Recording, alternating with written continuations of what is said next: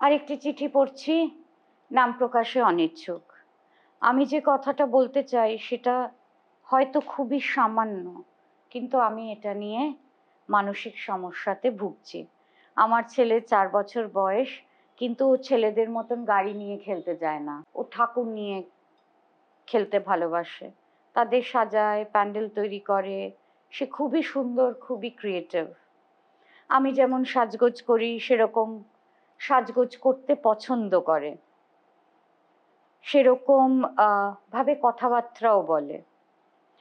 আমি খুব ভয় পাই যে পরবর্তীকালে সেক্স চেঞ্জ না করে বা গে না হয়ে যায়। আমার হাজবেন্ড এসব জিনিস নিয়ে একদম ভাবিত নন, বলেছেন যে যা ও করবে আমি তাতেই সাপোর্ট করব। কিন্তু আমি এখনো নিজেকে বোঝাতে পারছি না, হয়তো বেশি ভাবছি। আমাকে হোমোফোবিক বলা যেতে পারে, কিন্তু ছেলে যে আমার ঠোঁট থেকে লিপস্টিক লাগাতে দেখলে বা মেকআপ ব্রাশ নিয়ে সাজতে দেখলে আমার ভালো লাগে না। খুব ইম্পর্টেন্ট চিঠি। 4 বছর বয়সে সে যাকে দেখবে সব থেকে কাছ থেকে তাকে তো অনুকরণ করবে। সে যদি প্যান্ডেল সাজায়, ঠাকুর নিয়ে খেলে, তাতে কি বা হয়েছে? এই যে ছেলেরা ঠাকুর নিয়ে খেলবে না, এই যে ছেলেরা প্যান্ডেল সাজাবে না, এই প্রত্যেকটাই তো এক সামাজিক নির্মাণ।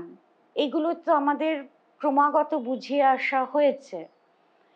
আর আপনার এই হোমোফোবিয়া, যদি আমি হোমোফোবিয়া শব্দটাকে ধার করে ব্যবহারও করি, আমি জানি না এটা হোমোফোবিয়া কিনা, সেটা কোথা থেকে আসছে বলে আপনার মনে হয়? আসলে আমরাও না এত বেশি সচেতন হয়ে গেছি যে আমরা সবসময় সচেতনতার যে উল্টো দিকটা, অর্থাৎ আমাকে কে কি বলবে, আমাকে কে কি বলে ডাকবে, সেইটা নিয়ে আমরা ভাবিত হই।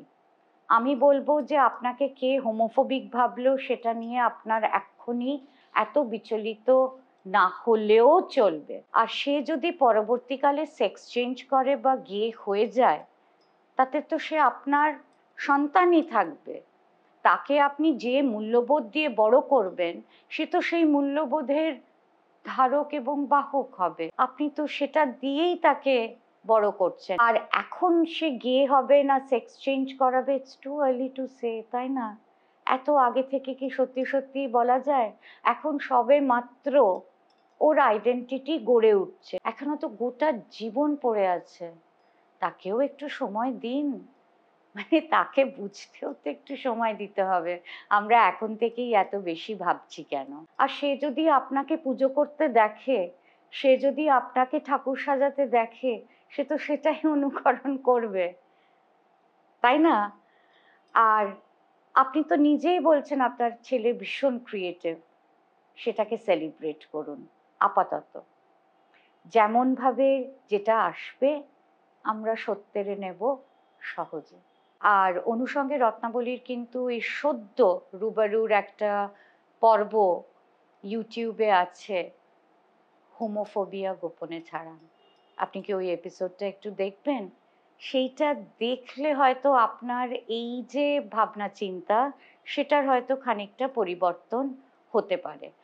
আর যেগুলো চিন্তাগুলো বা যে ফ্রেমগুলো আমাদের ভেতরে গেড়ে বসে, যেটার মধ্যে সামাজিকীকরণ একটা ভীষণ বড় রোল প্লে করে, সেগুলো চলে যেতেও সময় নেয়।